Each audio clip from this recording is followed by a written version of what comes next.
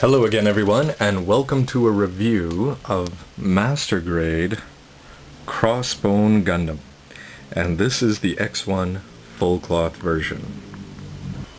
So now looking at the actual Gundam itself, the feet have not a lot of articulation, just they bend there, though they do have pipes for the cool effect going into the leg.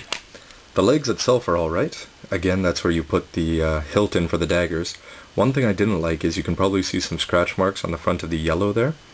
These yellow pieces don't fit as well as they should, and the cut marks are on the front, so they could have made better positions on the sprues to prevent that from happening. One thing I really like about the legs is this ankle armor has fins on the back, and so these can move up and down also. But compared to a regular Gundam ankle armor, I think this is probably the best I've ever seen. Now, the waist we've already looked at for the weapons aspect of it, and I think that the weapons aspect does take away a little bit from its cohesiveness because it's easy for the parts to separate. But one nice thing is that this does come with the parts from the original Crossbone Gundam. So if you want to use different waist armor, you can. You can see it splitting there. Now, the chest is where this really starts to scream Pirate Gundam for you. So, the front, the yellow is a nice touch, throw some black lines in there. The back is completely hollow, and you'll see the core fighter in just a second. Now, the arms have a nice touch in the red wrists, and you do get the full 180 almost with the bends. The shoulders are a bit of a nice touch too. Just slap some lining on the bottom. That's a yellow sticker that you could paint if you wanted to. This rises up, and that'll come into play when you put on the full cloth armor. Now, if you're looking for the main difference between the regular Crossbone Gundam and the full cloth version, one of the big differences is the head, which includes this side antenna, a more cartoony skull on the front, and one thing that both can do, however, is that you can actually separate the mouth here and reveal an angry pirate.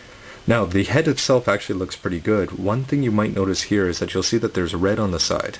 Now that you have to paint yourself, and to do that, I recommend just using something simple like a Gundam Real Touch marker. This is just the red one. Now we come to something that I thought I would love. We're looking at the core fighter here. Now, this is incredibly long. If you compare it to Amuro's or the V Gundams, well, it's not as big as the V Gundams, but Amuro's is about the same size as this cockpit here. But it's incredibly long, and then those are going to come out to form thrusters for the Crossbone Gundam once it docks. This thing has a lot of moving parts on it, which I find to be a bit of a pain. You can see I just shook it, and that wants to fall over. So they could have used a lot tighter joints here. Now, these you can put the beam sabers on, and then you can actually pull them out of the chest of the Gundam. Now, you have to transform this a fair bit to actually put it inside the Gundam, and because of that, I think that's why it's a bit loose. So, core fighter, great idea. The execution is a little poor. Each side of the full cloth armor is made up of 3 main pieces, and we'll put that on the Gundam and take a look and see how that looks. And now it's time to put everything together. The foot is just a simple ball joint. Make sure that you line everything up, and you end up getting this kind of mobility. Not a lot, but it can slide off to the side pretty well, and the ankle protection doesn't get in the way. Now, when everything's put together, some of the awesomeness of the weapons, of the multiple weapons, starts to fade a little bit. This skirt, the armor skirt, wants to fall apart a fair bit, and the legs actually cracked when I put them on, so make sure you're careful of that. You do get a full range of motion up here. You can do full splits, more than that, and if you want to come forward, also you can do that, and the armor just has to be pushed up out of the way, but you could do that beforehand. So the legs are mobile, but they feel a little loose overall. When you're putting the upper body together, the shoulders just slide on like that, and you put the arm in first, and so this is what you'll end up with. It's a bit naked over here on the side, but that'll be fixed with the skull punching gloves on the side. And as far as mobility goes, you can put the shoulder armor up a fair bit. When all is said and done, you put the legs on, snap the waist together with the chest, and this is the fully put together Crossbone Gundam. Now, it's pretty small, it's pretty spindly, but I think it looks fantastic. Now, where I'm not too happy with it is how loose everything feels. Because you have all these extra parts on the armor, the shoulders can bend in and up like this, you have a lot of movement, especially with the waist, and the legs do not pose as well as they could. So what I've done now is I've taken the core fighter, and you bend the nose cap down, and you end up having to pull this out, open up this gate, and slide it down. It's easy to transform, but putting it back the other way is not as easy. Now when you take a look in the back of Crossbone Gundam, there's this huge gaping hole, and what will happen is you will dock the core fighter, get a nice satisfying sound, turn it around, and if you open that up, you can see that the cockpit comes all the way through. And now we'll put the thrusters up, and again these are incredibly loose, which is a real minus point. But if you put those out, then you're going to get the Crossbone X effects. First, a really quick size comparison. On the left is the 1/100th V Gundam. This is a high grade, and both of these Gundams are technically 15 meters. Well, in the fictional world.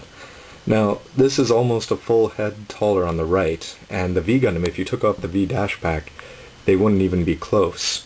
So even though they're both 15 meters, Bandai cheated a fair bit in the size for both of these characters.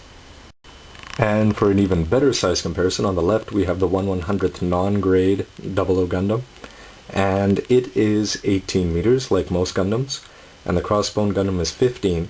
So I think this proportion looks about right. I was really disappointed with the size of the V Gundam, and hopefully that'll get fixed one day with a master grade. But with this, I think the size is looking alright, 15 and 18 meters. So now I've just put on the front two pieces of the full cloth version, and it's just confirmed everything I've thought so far about the Gundam. Pieces were flying off all over the place, the waist armor, the cockpit hatch flew off, and it was a pain to get it back on, and it does not attach very well. And I had to take the core fighter out because it just does not want to stay in place. So, looking good, well, so far, but not solid. After adding on the two front parts of the skirts, you can add on two parts around the head that form some sort of neck armor. That looks alright in terms of a cape. Now when you're making the full cloth armor, basically the skull has two holes on the inside, and you just plug these in the front and back. Now the side skirts fit on with only a little bit of difficulty, and in the end, this is what you're left with, the full cloth Crossbone Gundam. The skull punching bags are there, and one problem, as cool as everything is with this, is he has a million weapons, but now with the cloth on it makes it a little hard to use and to pose because they do get in the way. Now in a slight disappointment, Crossbone Gundam does not heart the action base. The action base is new, Crossbone Gundam is old. So that's the wrong attachment of course, but you'll have to use one of the other attachments to pull off some sort of aerial poses. But nothing that's going to hold it on very securely. So now just some final thoughts to wrap up. I think the idea of this Crossbone Gundam full cloth is outstanding. A million weapons, cool gimmicks, hey, it's a pirate Gundam. Who can argue with that? The only problem is, as you can see with this sword, you know, it's too heavy, so it falls down in the arm. The cloth gets in the way of posability, and overall it's not a stable Gundam. So, full marks for idea, poor marks for implementation. However, that said, as soon as I pull off a good pose with this, it's going to go on my shelf and sit there, and it'll look good doing so. But if you're trying to use all the weapons that they give you, I think you might be in for a bit of a disappointment. So, give it a shot, but just be warned that it's not up there with the top of the master grades. So don't forget www.gundam.tk, and the next review will be a giant Gundam head. How big is it, to give you an idea? Well, if we put the full cloth right beside it, it's a pretty big head. Stay tuned for more videos.